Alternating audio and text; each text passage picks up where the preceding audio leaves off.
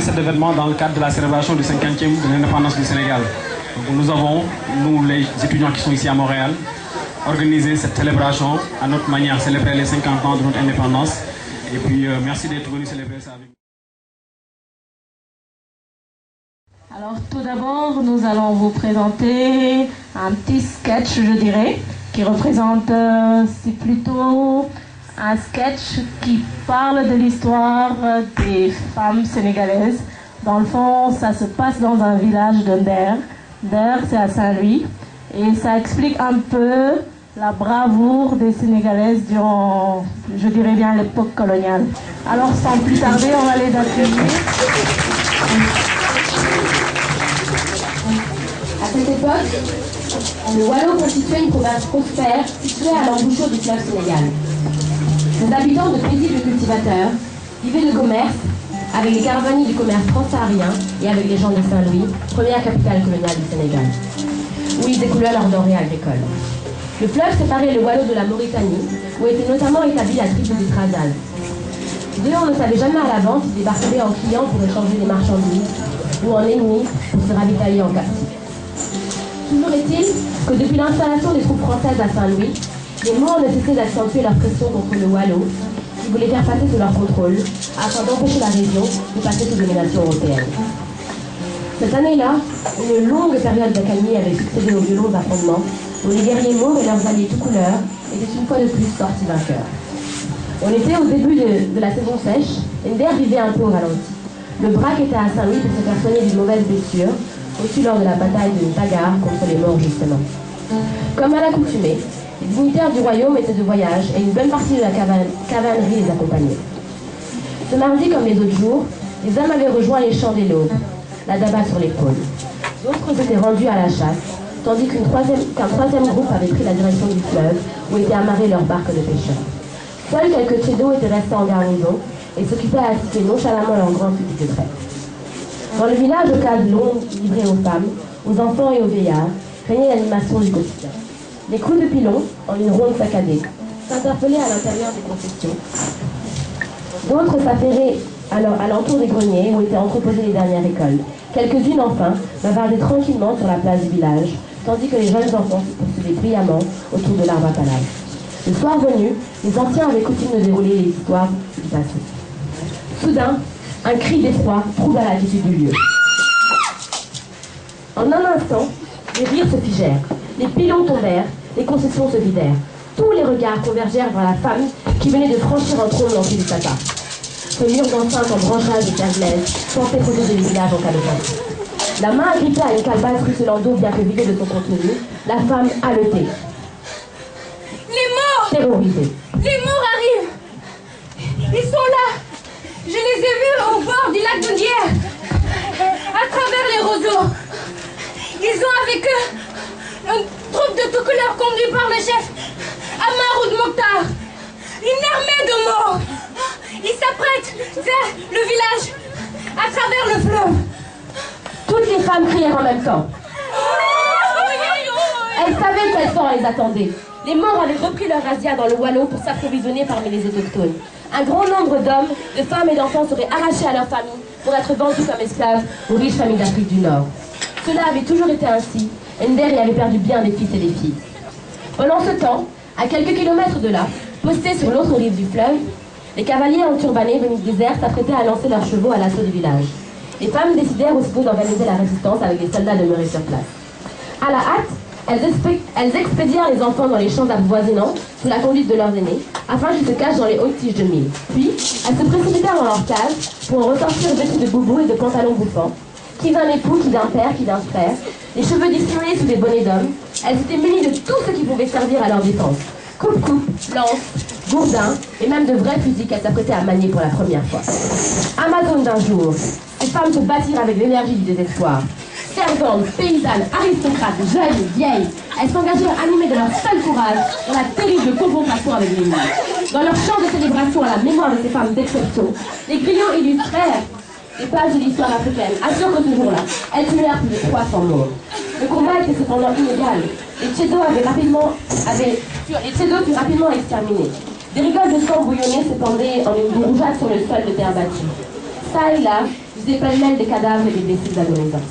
Face à la farouche détermination des survivants, qui bien que désarmés, étaient supérieurs en nombre à la colonie ennemie, le chef Amar Oud le Mokhtar lança ses troupes lors de dispersion. Les cavaliers du désert rangèrent leurs sabres effilés, prirent leurs blessés en groupe et retraversèrent le lac.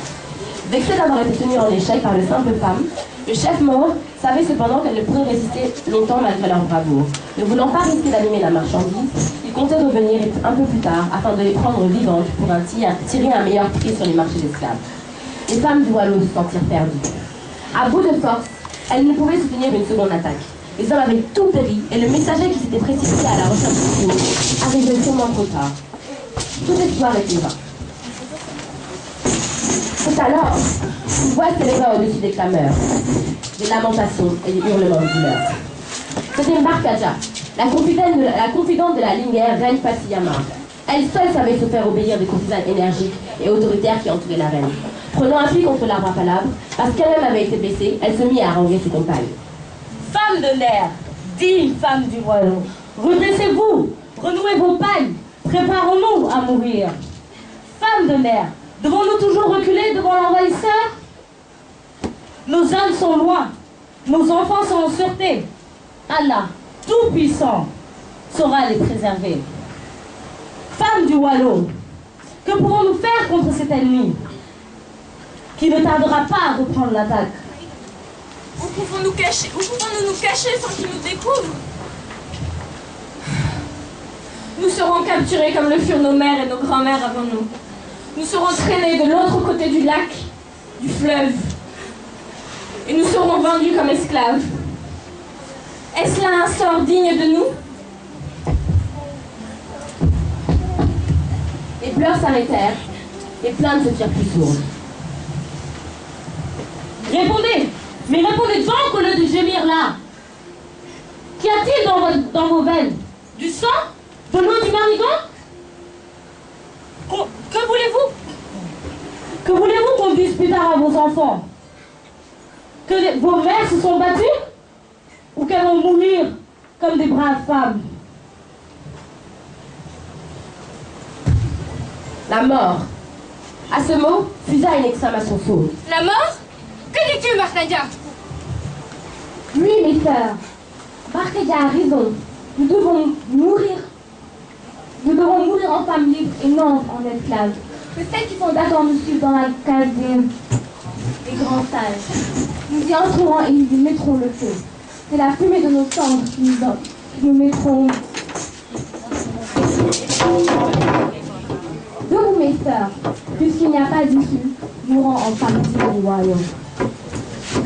Le soleil était maintenant haut dans le ciel. Un silence angoissant s'abattit sur le village.